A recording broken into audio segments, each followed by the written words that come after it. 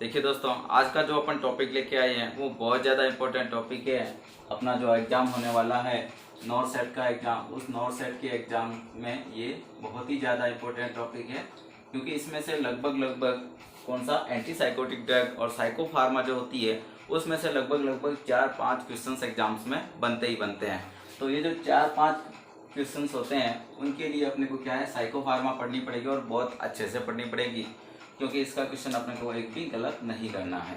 तो देखिए दोस्तों, एंटी साइकोटिक ड्रग मतलब सबसे पहले देखा जाए तो एंटी साइकोटिक ड्रग होता है, इसका जो इसके नाम से ही 2 क्वेश्चन और बन जाते हैं इसके। एक ये है कि इसका दूसरा नाम क्या होता है, तो इस एंटी साइकोटिक ड्रग होती है, इनका दूसरा नाम क्या होता है, न्यूरोलेप्टिक ड्रग। इसको और किस नाम से बुलाते हैं, इस दूसरे नाम में न्यूरोलेप्टिक ड्रग, इसको न्यूरोलेप्टिक ड्रग भी बोलते हैं। और कौन क्या बोलते हैं इसको, मेजर ट्रैंकुलाइजर। और क्या बोलते हैं, मेजर ट्रैंकुलाइजर।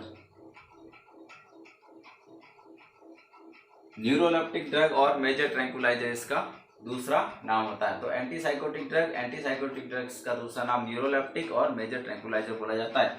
अब यहाँ पे अपन एंटी साइकोटिक ड्रग्स का क्लासिफिकेशन देखें तो ये 2 टाइप्स का होता है, टिपिकल एंटी साइकोटिक ड्रग और एटिपिकल एंटी साइकोटिक ड्रग। तो टिपिकल एंटी साइकोटिक ड्रग्स के अंदर वो सारी ड्रग्स आती है जो क्या है, ओल्डर ड्रग्स है, मतलब जो पहले जो डिस्कवर हुई थी वो वाली टिपिकल एंटी साइकोटिक। और एटिपिकल एंटी साइकोटिक वो वाली ड्रग्स होती है जो क्या है, न्यूली ड्रग्स जो आई है, जो बाद में डिस्कवर हुई है, वो वाली atypical anti psychotic drug.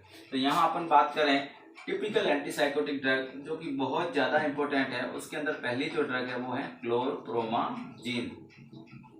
Chlorpromazine, जिसको अपन क्या बोलते हैं, CPZ भी बोलते हैं। कौन सी drugs, typical anti psychotic drugs के अंदर पहले क्लोरप्रोमाजीन पढ़ते हैं, जो फर्स्ट डिस्कवर्ड, जो क्लोरप्रोमाजीन है सबसे पहले खोजी गई ड्रग थी। कौन सी, फर्स्ट डिस्कवर्ड ड्रग है, 1952 के अंदर खोजी गई थी। क्लोरप्रोमाजीन फर्स्ट डिस्कवर्ड ड्रग है, 1952 के अंदर खोजी गई थी। क्वेश्चन आता है इसके बारे में एग्जाम्स में, इसका जो कॉमन साइड इफेक्ट होता है, जो क्लोरप्रोमाजीन है उसका कॉमन साइड इफेक्ट क्या होता है, बहुत ही कॉमन क्वेश्चन है एग्जाम्स का। तो इसका कॉमन साइड इफेक्ट क्या होता है, सेडेशन। इसको इसके साथ साथ में ही बता देते हैं, क्योंकि बहुत ही कॉमन क्वेश्चन होता है एग्जाम्स में, पूछा जाता है कि जो क्लोरप्रोमाजीन होती है उसका कॉमन साइड इफेक्ट क्या होता है, सेडेशन। तो क्लोरप्रोमाजीन सबसे ओल्डेस्ट ड्रग है, सबसे पहली खोजी गई ड्रग है, कब खोजी गई थी, 1952 के अंदर। दूसरी ड्रग्स की बात करें तो यहाँ पे अपन क्या देखेंगे, हेलोपेरिडोल। ये भी बहुत बार एग्जाम्स के अंदर क्वेश्चन पूछा गया है हेलोपेरिडोल के बारे में। हेलोपेरिडोल जो होती है ये क्या है, सबसे ज्यादा ईपीएस कॉज करने वाली, सबसे ज्यादा ईपीएस कौन कॉज करती है, हेलोपेरिडोल। सबसे ज्यादा ईपीएस कॉज करने वाली ड्रग्स कौन सी होती है, वो होती है आपकी हेलोपेरिडोल। और दूसरा, हेलोपेरिडोल से विलियम्स के एग्जाम्स में कंटिन्यूसली 2 to 3 ईयर्स में पूछे गए क्वेश्चंस ये हैं कि हेलोपेरिडोल जो होती है इसको किस तरीके से देना होता है। तो इसको देने का तरीका जो होता है वो जेट ट्रैक टेक्निक से देते हैं। कैसे देते हैं, जेट ट्रैक टेक्निक से IM देना होता है, जेट ट्रैक टेक्निक से IM देना होता है हेलोपेरिडोल को। उसके बाद में और 2 ड्रग्स के हैं जो बहुत ज़्यादा इंपॉर्टेंट है, उनकी बात करें तो क्लोरप्रोमाजीन, हेलोपेरिडोल, और उसके साथ में 2 और ड्रग्स, ट्राइफ्लूपेराजीन और ट्राइफ्लूप्रोमाजीन। तो ये क्या है यहाँ पे, ये भी टिपिकल एंटीसाइकोटिक ड्रग्स है। कैसी, टिपिकल एंटीसाइकोटिक ड्रग्स। तो 4 ड्रग अपने को कहाँ याद रखनी है, आपको टिपिकल एंटीसाइकोटिक्स में याद रखनी है। क्लोरप्रोमाजीन होगी, हेलोपेरिडोल होगी, ट्राइफ्लूपेराजीन और ट्राइफ्लूप्रोमाजीन। उसके बाद में बात करते हैं एटिपिकल एंटीसाइकोटिक ड्रग। और एटिपिकल एंटीसाइकोटिक ड्रग्स है, उनमें कौन कौन सी ड्रग्स आती है उनके बारे में देखते हैं। तो एटिपिकल मैंने अभी आपको बताया कि कौन सी, एटिपिकल के अंदर सबसे जो अभी न्यूली डिस्कवर्ड ड्रग है वो एटिपिकल एंटीसाइकोटिक रहेगी। तो यहाँ पे कौन कौन सी है, यहाँ पे आएगा आपका ओलांजापाइन, रिस्पेरिडोन। देखो दोस्तों, क्वेश्चन पूछा जाता है इनके साइड इफेक्ट के बारे में। पिछले जो एग्जाम्स हुए हैं उसके अंदर क्या है, सारी जो ड्रग्स होती है उनके साइड इफेक्ट के बारे में क्वेश्चन बहुत ज़्यादा आते हैं। तो आपको क्या है, सारी ड्रग्स के साइड इफेक्ट बहुत अच्छे से पढ़ने पड़ेंगे। तो एटिपिकल एंटीसाइकोटिक पढ़ रहे हैं तो इसके अंदर ओलांजापाइन, रिस्पेरिडोन, वाटियापाइन और जिप्रासिडोन, जिप्रासिडोन। तो यहाँ पे अपन बात करें तो इनके अंदर भी ये होता है कि हर एक ड्रग का क्या है, एक अलग से क्या है, एक साइड इफेक्ट होता है। तो ओलांजापाइन है, इसका अच्छा साइड इफेक्ट क्या है, इसका अच्छा साइड इफेक्ट ये है कि सबसे ज़्यादा वेट गेन करती है। सबसे ज़्यादा वेट गेन कराने वाली एटिपिकल एंटीसाइकोटिक ड्रग्स कौन सी हो गई, ओलांजापाइन। कौन सी हो गई, ओलांजापाइन।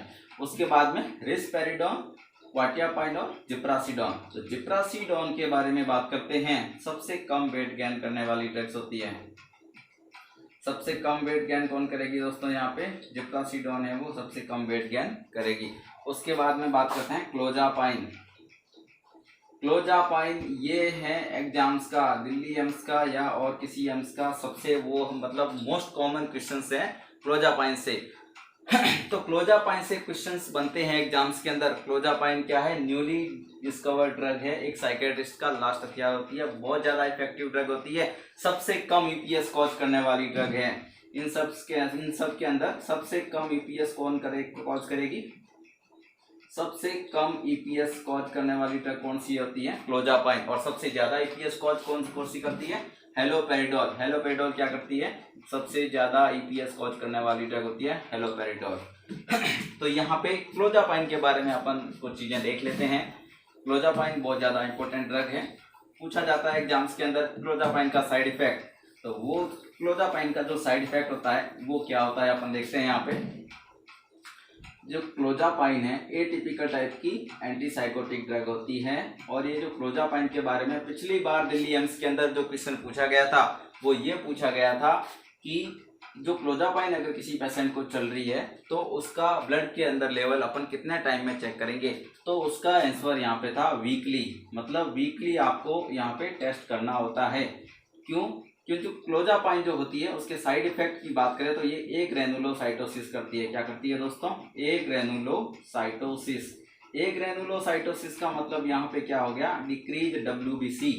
डिक्रीज डब्ल्यूबीसी, डब्ल्यूबीसी काउंट को कम करने का काम करती है कौन, क्लोजापाइन। तो यहाँ पे वीकली जब वो टेस्ट करवाने के लिए आएंगे तो अपन क्या एडवाइस करेंगे उसको, सीबीसी एडवाइस करेंगे। और सीबीसी के अंदर अपन क्या देखेंगे, डिक्रीज डब्ल्यूबीसी काउंट हो गए तो फिर आप नेक्स्ट आप वहाँ पे क्या करेंगे, फिजिशियन को इन्फॉर्म करेंगे इसके रिगार्डिंग कि इसका डब्ल्यूबीसी इतना है, नेक्स्ट ड्रग इसका कंटिन्यू किया जाए या फिर क्या किया जाए। तो यहाँ पे क्या था, पहला था ए ग्रेनुलोसाइटोसिस करती है। दूसरा जो ये ड्रग है क्या करती है, हाइपोटेंशन कॉज करती है। क्या करती है दोस्तों, हाइपोटेंशन। कौन सी, क्लोजापाइन क्या करती है, हाइपोटेंशन कॉज करती है। और उसके बाद में उसके साथ में ये सीजर कॉज करती है। बाकी कोई एंटीसाइकोटिक ड्रग है वो सीजर कॉज नहीं करती है। ये क्लोजापाइन एक ऐसी ड्रग है जो ये तीन सिम्टम्स मोस्टली, एक तो एक ग्रेनुलोसाइटोसिस, एक हाइपोटेंशन और एक सीजर, ये तीन चीजें कौन करती है, क्लोजापाइन करती है। तो क्लोजापाइन के बारे में एग्जाम्स के अंदर अभी जो पिछली अगर 4-5 साल की बात करें, जो एग्जाम्स के अंदर क्वेश्चन, हर एग्जाम का एक क्वेश्चन फिक्स था, वो था ये कि क्लोजापाइन क्या करती है, ए ग्रेनुलोसाइटोसिस। ये पूछा जाता था कि agranulocytosis is caused by which antipsychotic drug, तो वो होती है क्लोजापाइन। क्लोजापाइन क्या करती है, ए ग्रेनुलोसाइटोसिस करती है। तो ये हो गया इसके बारे में। अब नेक्स्ट बात करते हैं जो एंटीसाइकोटिक ड्रग्स होती है उनके साइड इफेक्ट क्या होते हैं, उनके बारे में भी अपने एग्जाम्स के अंदर क्वेश्चंस पूछे जाते हैं। तो साइड इफेक्ट की बात करें एंटीसाइकोटिक ड्रग्स के, तो साइड इफेक्ट में सबसे पहले तो यहाँ पे जो एंटीसाइकोटिक, सारी एंटीसाइकोटिक ड्रग होती है वो क्या है, ड्राई माउथ। क्या करती है, सबसे पहले ड्राई माउथ कॉज करती है। उसके बाद में यहाँ पे यूरिनरी रिटेंशन, ये कॉमन साइड इफेक्ट है। क्या है दोस्तों, कॉमन साइड इफेक्ट है किसके, एंटीसाइकोटिक ड्रग्स के। जब एक पेशेंट एंटीसाइकोटिक ड्रग ले रहा होता है तब इसको ये कॉमन साइड इफेक्ट दिखते हैं। ड्राई माउथ होता है, यूरिनरी रिटेंशन होता है, उसके साथ में इम्पोटेंसी के चांसेस रहते हैं जब ये ड्रग चल रही होती है। फोटोफोबिया, फोटो सेंसिटिविटी रहती है। यहाँ पे क्या रहेगी, फोटो सेंसिटिविटी रहती है पेशेंट को, फोटो सेंसिटिविटी। ड्राई माउथ रहेगा, यूरिनरी रिटेंशन रहेगा, इम्पोर्टेंसी रहेगा, फोटो सेंसिटिविटी रहेगा। और ये सारी चीजें यहाँ पे क्या है, ये मतलब एक तरीके से कॉमन साइड इफेक्ट होते हैं सारे किसके, एंटीसाइकोटिक ड्रग से। अब जो साइड इफेक्ट है जिससे एग्जाम्स के अंदर क्वेश्चन बहुत ज्यादा बनते हैं वो कौन सा है, वो है यहाँ का आपका ईपीएस। जो एंटीसाइकोटिक ड्रग होती है वो क्या करती है, ईपीएस कॉज करती है। तो यहाँ पे अपन पढ़ेंगे ईपीएस के बारे में। ईपीएस का मतलब होता है extra pyramidal side effect. EPS का मतलब होता है extra pyramidal side effect. Extra pyramidal side effect यहाँ पे क्या रहेंगे, एक्स्ट्रा पिरामिडल साइड इफेक्ट की बात करें तो यहाँ पे आप जो इम्पोर्टेंट है 5 है। कितने हैं एक्स्ट्रा पिरामिडल साइड इफेक्ट में? सबसे पहले अपन बात करते हैं स्यूडो पार्किंसोनिज्म। क्या बात करते हैं दोस्तों? Pseudo parkinsonism. स्यूडो पार्किंसोनिज्म, ये जो स्यूडो पार्किंसोनिज्म है टोटल ईपीएस का 40% होता है। कितना होता है दोस्तों? स्यूडो पार्किंसोनिज्म टोटल ईपीएस का कितना होगा, 40% होता है। अब देखो पार्किंसोनिज्म है, उसके बारे में एग्जाम्स के अंदर क्वेश्चन पूछा जाता है कि पार्किंसोनिज्म है उसके ट्रायड सिम्टम्स कौन कौन से होते हैं। तो यहाँ पे भी जो पार्किंसोनिज्म के ट्रायड सिम्टम्स है उनको आपको याद रखना है। सबसे पहले ट्रायड सिम्टम्स में बात करें तो ब्रेडिकाइनेसिया। क्या होता है दोस्तों? ब्रेडिकाइनेसिया। उसके बाद में पिल रोलिंग ट्रीमर्स। ब्रेडिकाइनेसिया, पिल रोलिंग ट्रीमर्स, ब्रेडिकाइनेसिया होगा, पिल रोलिंग ट्रीमर्स होगा, और क्या होगा, मसल रिजिडिटी। क्या होगा दोस्तों? Muscle rigidity. ये ट्रायड सिम्टम्स होते हैं। क्वेश्चन बहुत बार पूछा गया है। अभी जो पिछला निम्हांस का एग्जाम हुआ था उसके अंदर भी सीधा सीधा पूछा गया था कि जो ट्रायड सिम्टम्स ऑफ पार्किंसोनिज्म क्या है। तो ट्रायड सिम्टम्स की बात करें तो ब्रेडिकाइनेसिया है, पिल रोलिंग ट्रीमर्स है और मसल रिजिडिटी, इनको भूलना नहीं है। इसके अलावा जो 4th नंबर का ऑप्शन होगा उसको आपको एक्सक्लूड करना रहेगा। तो ये स्यूडो पार्किंसोनिज्म होता है जो टोटल ईपीएस का कितना 40% आपको यहाँ पे देखने को मिलेगा। उसके बाद में नेक्स्ट अपन बात करते हैं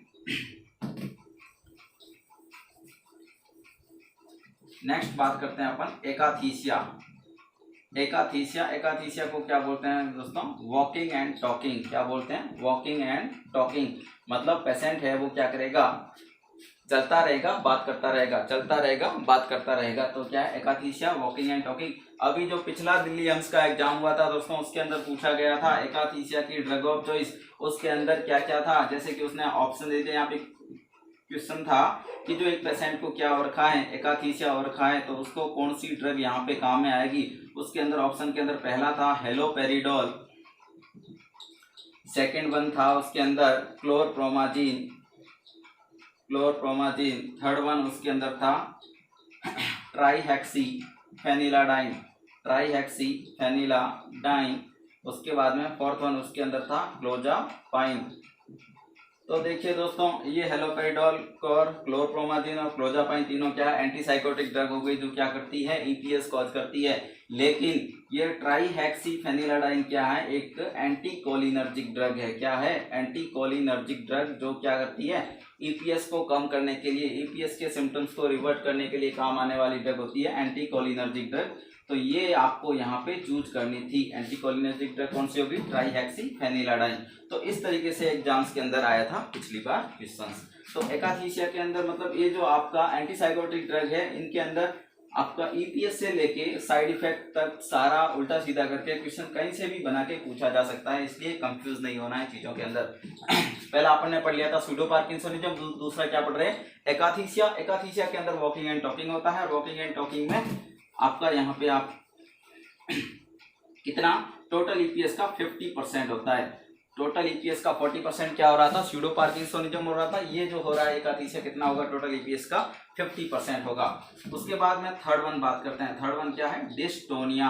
क्वेश्चन पूछा गया है एग्जाम्स के अंदर, ये ईपीएस है। ईपीएस के अंदर सबसे पहले जो अपीयरिंग सिम्टम्स होते हैं वो कौन सा होता है, तो सबसे पहले अपीयर होने वाला सिम्टम्स कौन सा होता है दोस्तों, डिस्टोनिया होता है। क्वेश्चन ये नोट कर लीजिए, आपका क्वेश्चन आया हुआ है एग्जाम्स के अंदर। जो मतलब जो ईपीएस का सबसे फर्स्ट अपीयरिंग सिम्टम्स कौन सा होता है, वो डिस्टोनिया होता है। जैसे कि आपने हेलोपेरिडोल, आपने बताया कि जो हेलोपेरिडोल ड्रग होती है उस हेलोपेरिडोल सबसे ज्यादा ईपीएस कॉज करने वाली ड्रग होती है। और जब पेशेंट को आपने हेलोपेरिडोल दिया तो सबसे पहले जो सिम्टम्स यहाँ पे अपीयर होगा वो कौन सा होगा, डिस्टोनिया होगा। कौन सा होगा दोस्तों, dystonia.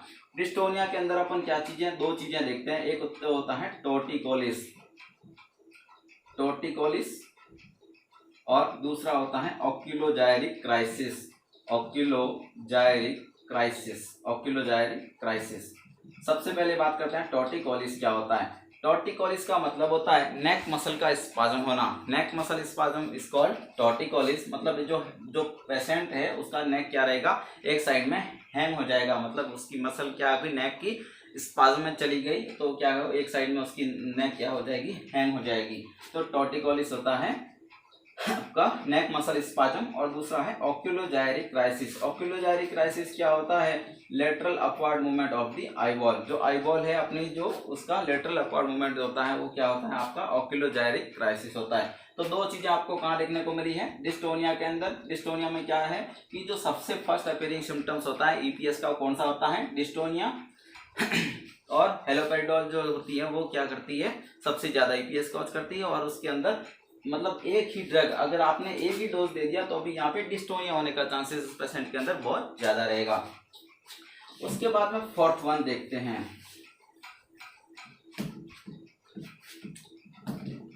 Fourth one is the tardive dyskinesia. Tardive dyskinesia. Tardive dyskinesia क्या होता है, टार्डिव डिस्काइनेसिया क्या होता है, पेरी ऑर्बिटल मूवमेंट्स। ये क्या है, फेस के मूवमेंट से रिलेटेड है। Periorbital movement total EPS का 3% होता है। यहाँ पे आपने डिस्टोनिया पढ़ा, डिस्टोनिया जो होता है वो टोटल ईपीएस का कितना होता है, डिस्टोनिया टोटल ईपीएस का 6% होता है। कितना होता है, 6%। यहाँ पे बात करते हैं टार्डिव डिस्काइनेसिया। क्वेश्चन आया हुआ है दोस्तों यहाँ से भी एग्जाम्स के अंदर कि टार्डिव डिस्काइनेसिया क्या है। टार्डिव डिस्काइनेसिया है वो लेट अपीयरिंग सिम्टम्स है। क्वेश्चन ऐसा पूछा गया था एग्जाम्स के अंदर कि जो लेट अपीयरिंग सिम्टम्स होता है ईपीएस के अंदर वो कौन सा होता है, वो टार्डिव डिस्काइनेसिया होता है। यहाँ पे जो पेशेंट होता है 3 to 6 मंथ तक मेडिसिन लेता है, उसके बाद में भी उसको 8 to 9 मंथ या 8 to 10 मंथ के तक जाते जाते इसको क्या होता है, टार्डिव डिस्काइनेसिया होता है। और क्वेश्चन ये भी पूछा गया है एग्जाम्स के अंदर, ये क्या है, इरिवर्सिबल कंडीशन होती है। बाकी जो सारे सिम्टम्स होते हैं वो वापस रिवर्ट हो सकते हैं, लेकिन ये क्या हो सकता है, ये इरिवर्सिबल होते हैं। मतलब इसके जो सिम्टम्स है एक बार आ गए तो वो क्या है, रिमेनिंग रह जाते हैं। तो रेजिडुअल सिम्टम्स, क्वेश्चन ऐसे भी पूछा गया है कि रेजिडुअल सिम्टम्स है वो कौन से होते हैं ईपीएस के, तो वो होते हैं टार्डिव डिस्काइनेसिया के। अब होता क्या है टार्डिव डिस्काइनेसिया के अंदर, तो बात करते हैं टार्डिव डिस्काइनेसिया। टार्डिव डिस्काइनेसिया के अंदर आपको पेरी ऑर्बिटल मूवमेंट देखने को मिलेंगे। क्या मिलेंगे, पेरी ऑर्बिटल और perioral movement. Periorbital और पेरी ओरल मूवमेंट यहाँ पे आपको देखने को मिलेंगे। जैसे कि सकलिंग, कोई पेशेंट क्या बार बार क्या कर रहा है, सकलिंग कर रहा है, या प्रोट्रूडिंग ऑफ द टंग को बार बार बाहर निकाल रहा है। तो ऐसे जो सिम्टम्स होते हैं, या क्या पफिनेस ऑफ द फेस, बार बार मुंह को क्या कर रहा है, फुला रहा है, तो ये सारी चीजें बार बार कर रहा है, तो ये क्या है, टार्डिव डिस्काइनेसिया के सिम्टम्स है। और ये क्या है, लेट अपीयरिंग सिम्टम्स होते हैं, और आते हैं तो फिर क्या है, रह जाते हैं। तो रेजिडुअल सिम्टम्स ऑफ अगर आप यहाँ पे बात करें तो भी आप यहाँ पे ईपीएस के जो रेजिडुअल सिम्टम्स है उसमें कौन सा, टार्डिव डिस्काइनेसिया को ऐड कर सकते हैं। और लेट अपीयरिंग सिम्टम्स होते हैं टार्डिव डिस्काइनेसिया के। तो यहाँ पे आप रैबिट सिंड्रोम के बारे में भी बात करते हैं। तो रैबिट सिंड्रोम होता है, उसके अंदर जो पेरी ओरल मूवमेंट होते हैं, पेरी ओरल मूवमेंट होते हैं, वो रैबिट सिंड्रोम के अंदर आता है। यहाँ पे पेरी ओरल मूवमेंट यहाँ पे देखने को मिलता है, और वो भी टार्डिव डिस्काइनेसिया के अंदर ही आता है। उसके बाद में फिफ्थ वन अगर यहाँ पे बात करें अपन,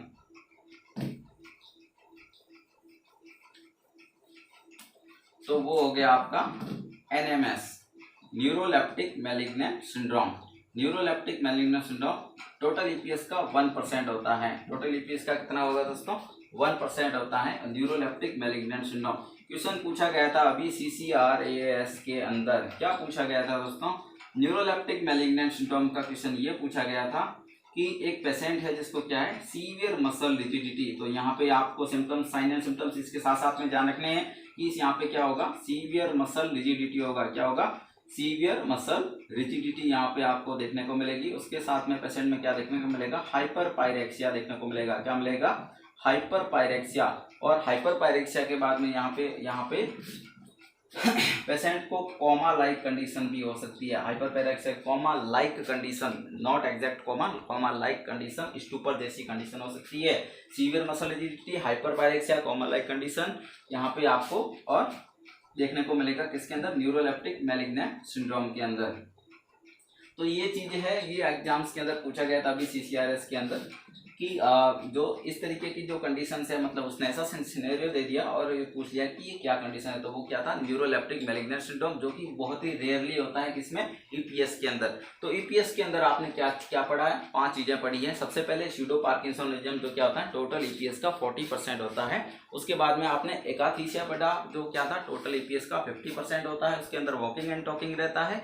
उसके बाद में आपने क्या पढ़ा, डिस्टोनिया पढ़ा, जो कि फर्स्ट अपीयरिंग सिम्टम्स होता है, मतलब आफ्टर टेकिंग एंटीसाइकोटिक ड्रग जो फर्स्ट अपीयरिंग सिम्टम्स से क्या होगा, डिस्टोनिया, सॉरी।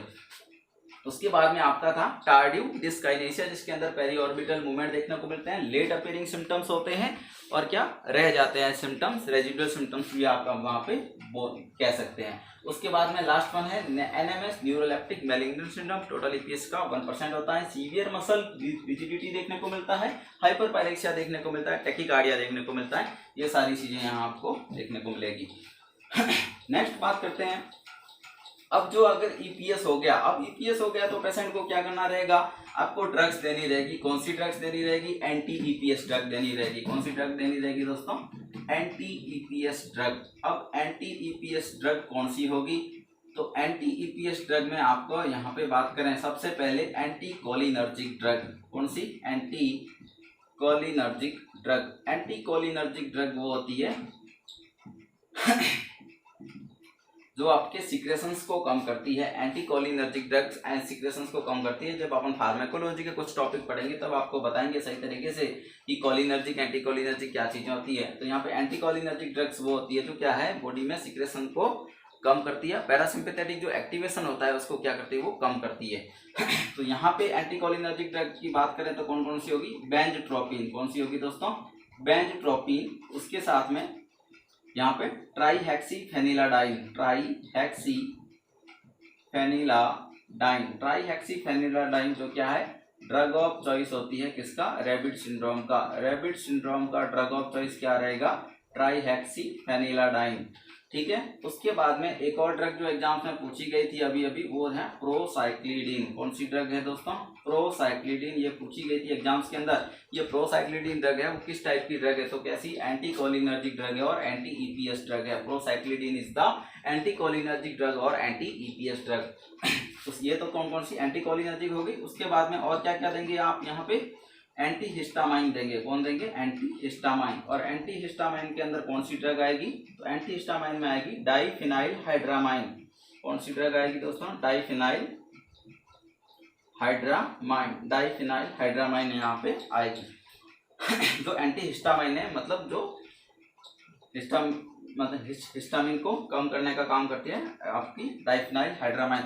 उसके बाद में थर्ड वन कौन सी आएगी यहाँ पे, डोपामिनर्जिक ड्रग। क्योंकि यहाँ पे क्या हुआ था, जो एंटीसाइकोटिक ड्रग होती है उसका मतलब मेन काम ये होता है कि वो डोपामिन होता है, उस डोपामिन के लेवल को कम कर देती है। और जब ज्यादा डोपामिन का लेवल कम हो जाता है तो यहाँ पे पार्किंसोनिज्म जैसे सिम्टम्स यहाँ पे देखने को मिले थे। तो यहाँ पे स्पेशली कहाँ देते हैं, सिजोफ्रेनिया वगैरह में देते हैं एंटीसाइकोटिक ड्रग्स को। तो सिजोफ्रेनिया वगैरह में क्या होता है, जो डोपामिन का लेवल बहुत ज्यादा होता है, तो उस बहुत ज्यादा लेवल को कम करने के लिए आपने क्या दिया, यहाँ पे एंटीसाइकोटिक ड्रग दिया। तो क्या है, डोपामिन के रिसेप्टर्स को ब्लॉक करती है और क्या करेगी, डोपामिन के लेवल को कम करेगी। तो जब ज्यादा डोपामिन का लेवल कम हो जाता है तो ये सारे सिम्टम्स यहाँ पे आपको देखने को मिलेंगे। लेकिन अब जब आपको रिवर्ट करनी है इस कंडीशन को, जो ईपीएस आप क्या करें, एंटी ईपीएस ड्रग दे रहे हैं, तो रिवर्ट करनी है कंडीशन, तो आपको डोपामिन वापस से देना पड़ेगा। तो कौन से देंगे आप, third one is the dopaminergic drug. और डोपामिनर्जिक ड्रग के अंदर आप यहाँ पे लीवोडोपा एंड कार्बिडोपा देंगे। कौन सी, लीवोडोपा और कार्बिडोपा यहाँ पे देंगे। तो ये दोस्तों आपने आज क्या पढ़ लिया, एंटीसाइकोटिक ड्रग के बारे में पढ़ लिया। जो एंटीसाइकोटिक जो बहुत ज़्यादा इंपॉर्टेंट ड्रग होती है, और उन ड्रग में से 4 से 5 क्वेश्चंस दिल्ली एम्स के एग्जाम्स में बनते रहते हैं। तो जो क्वेश्चन बने हैं पिछले एम्स के अंदर वो भी मैंने आपको यहाँ पे बता दिए हैं, और जो नए भी बनने वाले हैं वो भी यहाँ इस टॉपिक में से बहुत ज़्यादा होंगे। नेक्स्ट आपकी एंटी डिप्रेसेंट ड्रग है, मूड स्टेबलाइजर ड्रग है, इन सबसे क्वेश्चंस आते रहते हैं एग्जाम्स के अंदर। तो नया जो अपना वीडियो रहेगा उसके अंदर अपन ये सारी चीज़ें बता देंगे। तो देखिए दोस्तों, ये जो था आज का वीडियो आपका एंटीसाइकोटिक ड्रग्स के बारे में, ये पूरा हो गया। नेक्स्ट वीडियो के अंदर अपन पढ़ाएंगे एंटी डिप्रेसेंट और मूड स्टेबलाइजर